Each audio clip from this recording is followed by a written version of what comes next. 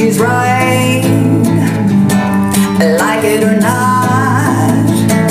So enjoy the ride, take what she's got, 'cause it's a long way to go if you wanna ride with Mom. Just enjoy the ride. Hey, this is Vash with Vash's House. This is Mom Talk number 21. So I just came back from having lunch with my mom. It's actually my birthday today, and she took me out to lunch. So thank you for going on my little drive with me. So it's election season, and arguably this could be one of the most stressful times in our lives collectively.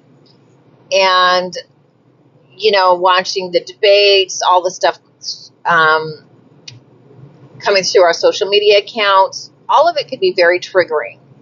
And here's what I want to say, and this is what I'm telling myself as well, that the most important thing during this season is how to manage seasons like this in a way that keeps you healthy and safe. And I often talk about the difference between self-respect and self-esteem. Self-esteem comes and goes depending, with different seasons of our lives. So we have to get to know ourselves and like ourselves as things change. And that can be up and down, but self-respect is something a decision that you make to treat yourself well because you have value. And so on that premise, I want to talk about how to manage this in such a way that keeps you healthy and keeps you moving forward, because that's our main goal at Vashti's House, is to create an environment, to create a space like a home where we can all process together, where we can figure things out in a way that's safe and affirming to our natural bent and to our physiological, biological bent in terms of growth and health and well-being. So here's the number one thing, and that is that we have to stop wasting our emotional energy on being shocked. And I feel like that's a normal visceral reaction that we have when things don't go the way we're imagining and we're planning. And listen, everything is better in our head than in reality. In our head, in our beliefs, we are imagining things, in their perfect form, without errors, without conflict. And that's how we're imagining the things in our head. Nothing is ever like that, including people that we put our trust in. They're not who we imagine them to be. Our parents are. Our candidates are not. They're not who we imagine them to be. They are human beings just like we are. They're flawed. They have, blind spots like we do. And there is no shock in that. There is no surprise in that. Every single person on the planet is limited in their capacities. Nobody on the planet is infinite in their knowledge of things, infinite in their capabilities. I mean, that would be only attributed to God. That's the definition of God, but it's not a human trait.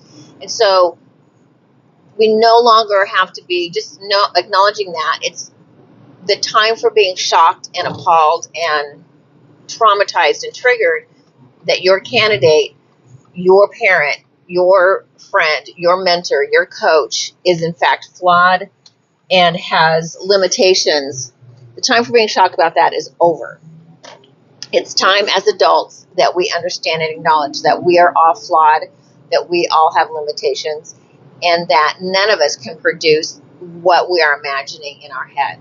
Once you decide to know that and accept that as reality, then you can start on the most simplistic level deciding, so what am I going to do? How am I going to act? How am I going to live? Where am I going to put my trust and my faith? And am I going to put it in a person whom I know is flawed and limited in their capacity? Am I going to put it in a system that is run by flawed people? Where am I going to put my trust and my faith? Where am I going to put my energy in terms of changing things? And when we get over the shock and decide, I already know this is true. I'm not going to be shocked anymore. I'm not going to be surprised. I'm just going to decide, what am I going to do now?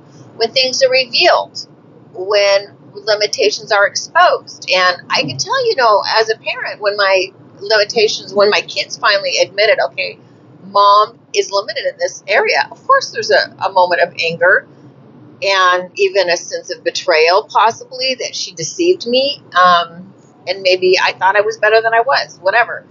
But once that is over, then we can say, once the shock is over and the trauma is over, we can say, okay, how do we go from here, knowing that this is true? And as my child, they can say, okay, how am I going to change my expectations of mom, knowing that this is where she's at? And that's the best thing that we can do for ourselves when we are stuck in a season, which was where we're at right now, where there's going to be a lot of things exposed and a lot of opportunities for being triggered by the shock of it. Decide right now, you're not going to be triggered by the shock of it. You're going to let the information come. Open your heart and your mind to assessment, self-assessment, assessment of the situation, and just use your mental and emotional energy to decide, what am I going to do now? How am I going to shift my expectations? Where am I going to set my emotional energy? In what direction am I going to try to fix it, try to help the situation? Where am I going to put, where is my spot, my purpose in all of it? And make that assessment and use your emotional energy for that.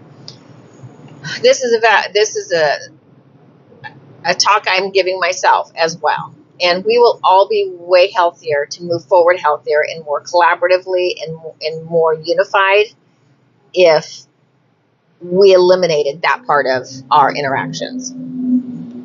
Can you believe oh my gosh, aren't you shocked that? No. Yes, we can believe it, and no, we're not shocked. Jump right into, this is happening, what should we do about it? If anything, that's what we're going to do. All right, this is Vashti coming to you from Vashti's house. I hope you have a great day. And listen, we are all in it together. We are all dealing with the same shit show. We're all dealing with the same flawed people, including ourselves, and we are in it together. So let's be together and help each other win. Have a great day and make yourself at home.